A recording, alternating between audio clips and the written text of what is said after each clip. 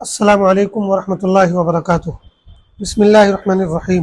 امام بخاری research academy علی گڑھ سے شائع ہونے والے ہفت روزہ الجمعہ میگزین 25 ذی قعدہ 1446 ہجری مطابق 23 مئی 2025 کے مضامین کی آڈیو ریکارڈنگ پیش خدمت ہے۔ پہلا مضمون ہے اصلاحیات، نیکی اور گناہ کی کشمکش میں، مولانا محمد فرید حبیب ندوی۔ ہم میں دو طرح کے لوگ ہوتے ہیں، کچھ وہ ہوتے ہیں جو گناہوں کے راستے پر چل پڑتے ہیں اور بہت آگے نکل جاتے ہیں، انہیں اس کی کوئی پرواہ نہیں رہتی کہ وہ کدھر جا رہے ہیں اور کہاں پہنچیں گے، انہیں اللہ تعالیٰ کی ناراضی یا رضامندی سے کوئی خاص مطلب نہیں ہوتا۔ دوسرے کچھ لوگ وہ ہوتے ہیں جو گناہوں کے راستے پر چل رہے ہوتے ہیں، کبھی کبھی انہیں خیال آتا ہے کہ وہ غلط راستے پر جا رہے ہیں تو وہ پلٹنے کی کوشش کرتے ہیں، چنانچہ وہ اللہ سے معافی مانگتے ہیں اور اپنے گناہوں پر شرمندہ ہوتے ہیں، لیکن ان کی یہ شرمندگی زیادہ دنوں تک باقی نہیں رہتی۔ کچھ دن بعد وہ پھر پہلے کی طرح ہو جاتے ہیں اور گناہوں کے اسی غلط راستے پر چلنے لگتے ہیں۔ پھر انہیں خیال آتا ہے کہ وہ غلط ڈگر پر چل رہے ہیں تو وہ استغفار کرتے ہیں اور اللہ سے وعدہ کرتے ہیں کہ اب اس راستے پر نہیں چلیں گے، لیکن پھر یہی ہوتا ہے کہ کچھ دنوں بعد وہ نفس اور شیطان کے آگے کمزور پڑ جاتے ہیں اور پھر سے گناہوں میں کود پڑتے ہیں۔ اس کے بعد ایسے لوگوں میں دو طبقے ہو جاتے ہیں۔ ایک طبقہ وہ ہوتا ہے جو اس کشمکش سے تنگ آ جاتا ہے اور نفس کے سامنے ہار مان لیتا ہے، اسے لگتا ہے کہ وہ نفس اور شیطان کے ساتھ اس کشمکش میں کامیاب نہیں ہو سکتا، چنانچہ وہ واپسی کا ارادہ ترک کر دیتا ہے اور اپنی لگام ڈھیلی چھوڑ دیتا ہے۔ پھر وہ مایوسی کا شکار ہو جاتا ہے اور گناہوں میں بہت آگے نکل جاتا ہے۔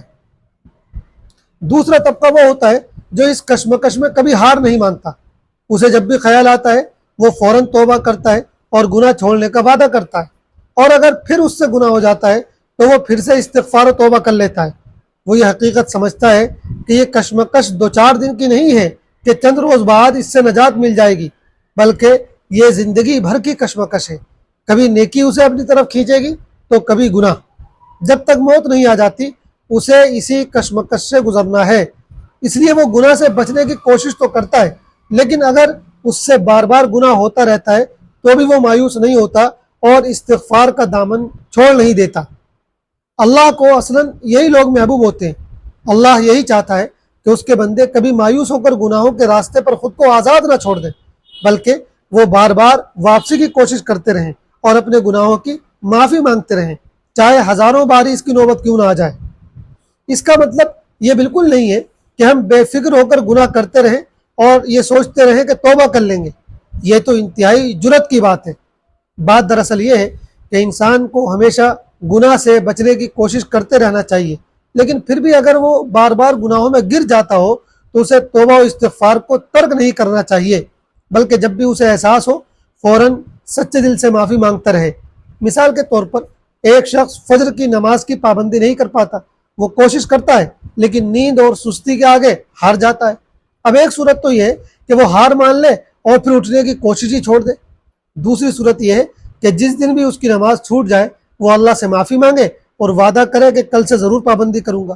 اب اگر وہ سچے دل سے یہ وعدہ کر رہا ہے تو چاہے سینکڑوں دفعہ بھی اس کے ساتھ ایسا ہو جائے، وہ پہلے شخص سے زیادہ اچھا ہے، اس لیے کہ پہلے شخص نے تو اب ارادہ ہی چھوڑ دیا ہے، جبکہ یہ ابھی تک کوشش میں لگا ہے اور بار بار پکا ارادہ کر رہا ہے۔ اس لیے اصل بات یہ ہے کہ انسان کو کبھی مایوس ہو کر خود کو گناہوں کے راستے پر آزاد نہیں چھوڑ دینا چاہیے، بلکہ نیکی اور گناہ کی کشمکش میں ہمیشہ لڑتے رہنا چاہیے، اور اس کا سب سے بہترین طریقہ استغفار ہے۔ دوسرا مضمون ہے ذی الحجہ کے ابتدائی 10 دنوں کی فضیلت، مولانا محمد خالد ضیاء صدیقی ندوی۔ اللہ تعالیٰ نے ذی الحجہ کے ابتدائی 10 دنوں میں بڑی خیر و برکت رکھی ہے۔ قرآن میں ان 10 دنوں کی قسم کھاتے ہوئے اللہ تعالیٰ فرماتے ہیں والفجر ولیال عشر، قسم ہے فجر کی اور 10 راتوں کی، سورہ الفجر آیت 1 اور 2۔ 10 راتوں سے مراد یہاں ذی الحجہ کے یہی ابتدائی 10 دن ہیں۔ حدیث شریف میں ان 10 دنوں کی بڑی فضیلتیں آئی ہیں۔ ایک حدیث میں اللہ کے رسول صلی اللہ علیہ وسلم نے فرمایا ذی الحجہ کے 10 دنوں میں کیے گئے عمل سے زیادہ فضیلت والا کوئی عمل نہیں، بخاری شریف حدیث نمبر 969۔ دوسری حدیث میں کہ عبادت کرنے کے لیے اللہ کے نزدیک سب دنوں میں عشرہ ذی الحجہ سب سے افضل ہے، اس کے ہر دن کا روزہ 1 سال کے روزوں کے برابر، اور اس میں ہر رات کی عبادت شب قدر کے برابر ہے۔ ترمذی شریف حدیث نمبر 758۔ اس لیے ان دنوں میں زیادہ سے زیادہ نماز، تلاوت، روزہ، ذکر و دعا اور صدقہ و خیرات کا اہتمام کرنا چاہیے۔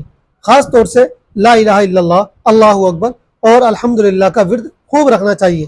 اللہ کے رسول حضرت محمد مصطفیٰ صلی اللہ علیہ وسلم نے فرمایا ہے، اللہ تعالیٰ کے یہاں نہ ذی الحجہ کے 10 دنوں سے عظیم دن کوئی ہے اور نہ ان دنوں کے عمل سے زیادہ اور دن کا عمل اتنا پسند ہے۔ اس لیے ان میں لا الہ الا اللہ، اللہ اکبر اور الحمدللہ کثرت سے پڑھا کرو۔ مسند احمد حدیث نمبر 6154۔ 9 ذی الحجہ کا دن بڑا مبارک دن ہے۔ اس میں حج کا سب سے بڑا رکن وقوف عرفہ ادا ہوتا ہے۔ اس لیے اس دن 2 کام خاص طور سے کرنے چاہیے۔ ایک، اس دن روزہ رکھنے کا اہتمام کرنا چاہیے۔ اللہ کے نبی صلی اللہ علیہ وسلم نے فرمایا، عرفہ کے دن کے روزے کے بارے میں مجھے اللہ تعالیٰ سے یہ امید ہے کہ اس کی وجہ سے اگلے اور پچھلے 2 سال کے گناہ معاف ہو جائیں گے۔ مسلم شریف حدیث نمبر 1162۔ یہ بات یاد رہے کہ عرفہ کے دن کی فضیلت ہر شخص کو اس ملک کی تاریخ کے اعتبار سے حاصل ہوگی جس میں وہ موجود ہے، جیسا کہ عید الاضحیٰ ہر شخص اپنے ملک کے اعتبار سے کرتا ہے۔ بعض لوگ کہتے ہیں کہ جس دن حاجی لوگ عرفات میں وقوف کرتے ہیں ہمیں اسی دن یعنی اپنے ملک کے اعتبار سے 8 ذی الحجہ کو روزہ رکھنا چاہیے، مگر یہ بات زیادہ درست نہیں ہے۔ اس کی بہت سی دلیلیں ہیں جو اہل علم سے معلوم کی جا سکتی ہیں۔ دوسرا کام دعا کرنا ہے۔ اللہ کے رسول صلی اللہ علیہ وسلم نے فرمایا، سب سے بہترین دعا عرفہ کے دن کی دعا ہے۔ موطا حدیث نمبر 498۔ اس لیے اس عظیم دن میں دعا کا خوب اہتمام کرنا چاہیے۔ تیسرا مضمون ہے فکر و نظر، اخلاص کی روشنی یا شہرت کا دھوکہ۔ مولانا ابو طلحہ بنارسی ندوی حضرت کعب بن مالک رضی اللہ عنہ سے روایت ہے کہ رسول اللہ صلی اللہ علیہ وآلہ وسلم نے فرمایا، ما ذئبان جائعان ارسلا فی غنم بافسد لها من حرص المرء علی المال والشرف لدینی۔ ترمذی شریف حدیث نمبر 2376۔ ترجمہ، 2 بھوکے بھیڑیے اگر بکریوں کے ریوڑ میں چھوڑ دیے جائیں تو وہ اتنا نقصان نہیں پہنچاتے جتنا نقصان مال اور شہرت کے لیے آدمی کی حرص اس کے دین کو پہنچاتی ہے۔ ہم انسان ہیں اور ہمارے دلوں میں دنیاوی شہرت، ناموری اور لوگوں کی تعریفوں کی خواہش کا پیدا ہونا ایک عام بات ہے، لیکن کیا یہی ہماری زندگی کا حقیقی مقصد ہونا چاہیے؟ اسلام ہمیں بار بار یہ سبق دیتا ہے کہ اصل مقصود اللہ کی خوشنودی ہونا چاہیے، نہ کہ لوگوں کی نظر میں بلند مقام حاصل کرنا۔ مذکورہ حدیث ہمیں جھنجھوڑنے کے لیے کافی ہے۔ اس میں شہرت کی طلب کو دین کے لیے تباہ کن قرار دیا گیا ہے، یعنی اللہ کے نزدیک اصل اہمیت دل کی سچائی، عاجزی اور اخلاص کی ہے، نہ کہ ظاہری شہرت یا ظاہری شان و شوکت کی۔ ہم کتنے ہی بڑے اعمال کیوں نہ کر لیں، اگر ان کی بنیاد ریاکاری، شہرت کی خواہش یا لوگوں کو متاثر کرنے کا جذبہ ہو تو وہ اللہ کے یہاں بے وزن ہے۔